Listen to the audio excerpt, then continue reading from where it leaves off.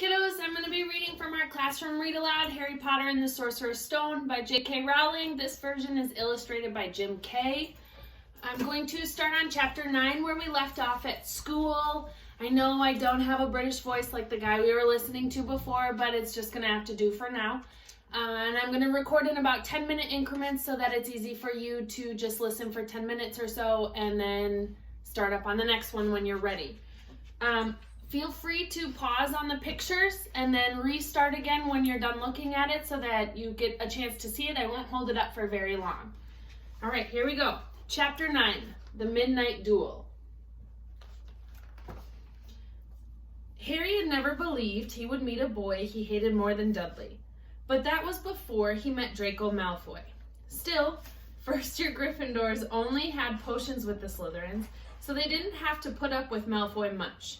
Or at least, they didn't until they spotted a notice pinned up on the Gryffindor common room, which made them all groan. Flying lessons would be starting on Thursday, and Gryffindor and Slytherin would be learning together. "Typical," said Harry darkly. "Just what I always wanted, to make a fool of myself on a broomstick in front of Malfoy." He had been looking forward to learning to fly more than anything else. "You don't know you'll make a fool of yourself," said Ron reasonably. "Anyway, I know Malfoy's going on about how good he is at Quidditch, but I bet he's all talk." Malfoy certainly did talk about flying a lot. He complained loudly about first years never getting on the house Quidditch teams and told long, boastful stories, which always seemed to end with him narrowly escaping muggles in helicopters. He wasn't the only one, though. The way Seamus Finnegan told it, he'd spent most of his childhood zooming around the countryside on a broomstick. Even Ron would tell anyone who'd listen about the time he'd almost hit a hang glider on Charlie's old broom. Everyone from wizarding families talked about Quidditch constantly. Ron had already had a big argument with Dean Thomas, who shared their dormitory, about football. Ron couldn't see what was exciting about a game with only one ball where no one was allowed to fly. Harry had caught Ron prodding Dean's poster of West Ham football team, trying to make the players move. Neville had never been on a broomstick in his life because his grandmother had never let him near one. Privately, Harry felt she'd had good reason because Neville managed to have an extraordinary number of accidents, even with both feet on the ground. Hermione Granger was almost as nervous about flying as Neville was. This was something you couldn't learn by heart out of a book. Not that she didn't try. At breakfast on Thursday, she bored them all stupid with flying tips she'd got out of a library book called Quidditch Through the Ages.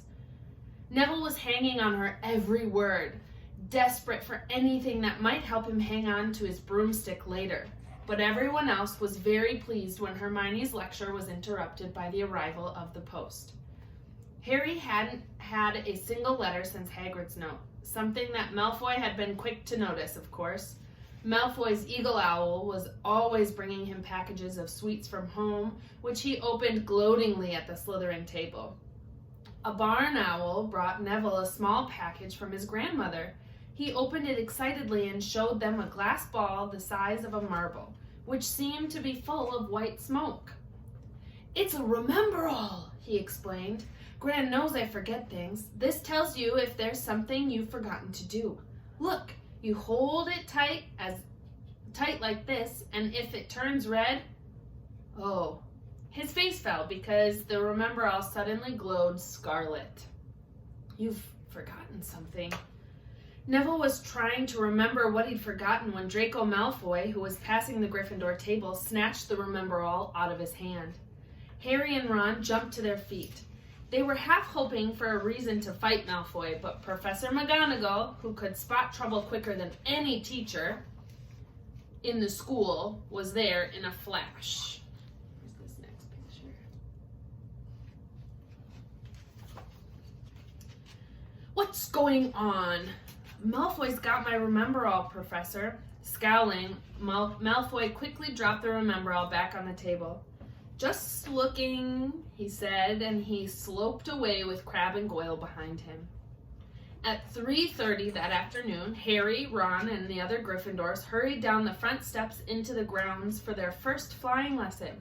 It was a clear, breezy day, and the grass rippled under their feet as they marched down the sloping lawns towards a smooth lawn on the opposite side of the grounds to the Forbidden Forest.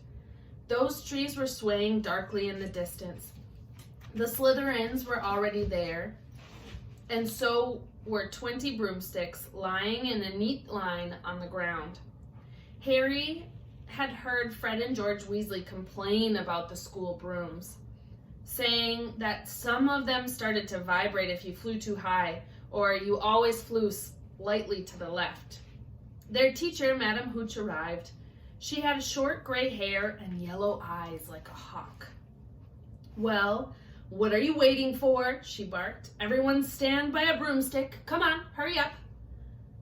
Harry glanced down at his broom. It was old and some of the twigs stuck out at odd angles. "Stick out your right hand over your broom," called Madam Hooch at the front, "and say, 'Up!'" "Up!" everyone shouted. Harry's broom jumped into his hand at once, but it was one of the few that did. Hermione Granger's had simply rolled over on the ground, and Neville's hadn't moved at all. Perhaps brooms, like horses, could tell when you were afraid, thought Harry. There was a quiver in Neville's voice that said only too clearly that he wanted to keep his 2 feet on the ground.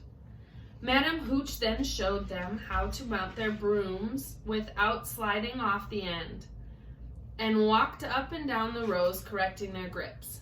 Harry and Ron were delighted when she told Malfoy he'd been doing it wrong for years. "Now, when I blow my whistle, you will kick off from the ground hard," said Madam Hooch. "Keep your broom steady, raise a few feet, and then come straight back down by leaning forward slightly. On my whistle, 3, 2... But Neville, nervous and jumpy and frightened of being left on the ground, pushed off hard before the whistle had touched Madam Hooch's lips. "Come back, boy!" she shouted. But Neville was rising straight up like a cork shot out of a bottle. 12 feet, 20 feet. Harry saw his scared white face look down at the ground falling away, saw him gasp, slip sideways and off the broom, and wham! A thud and a nasty crack, and Neville lay face down on the grass in a heap. His broomstick was still rising higher and higher and started to drift lazily towards the Forbidden Forest and out of sight. Madam Hooch was bending over Neville, her face as white as his. "Broken wrist," Harry heard her mutter. "Come on, boy, it's all right. Up you get." She turned to the rest of the class. "None of you is to move while I take this boy to the hospital wing. You leave those brooms where they are, or you'll be out of Hogwarts before you can say Quidditch. Come on, dear." Neville, his face tear-streaked, clutching his wrist, hobbled off with Madam Hooch, who had her arm around him. No sooner were they out of earshot than Malfoy burst into laughter. "Did you see his face, the great lump?" The other Slytherins joined in. "Shut up, Malfoy," snapped Pavarti Patil. "Ooh, sticking up for Longbottom," said Pansy Parkinson, a hard-faced Slytherin girl. "Never thought you'd like a fat little crybaby, Pavarti." "Look," said Malfoy, darting forward and snatching something out of the grass. "It's that stupid thing Longbottom's Gran sent him." The Remember-All glittered in the sun as he held it up. That's where I'm going to stop for today. I will post another video soon of this, and I miss reading to you guys in person, but I love you all, and I miss you very much.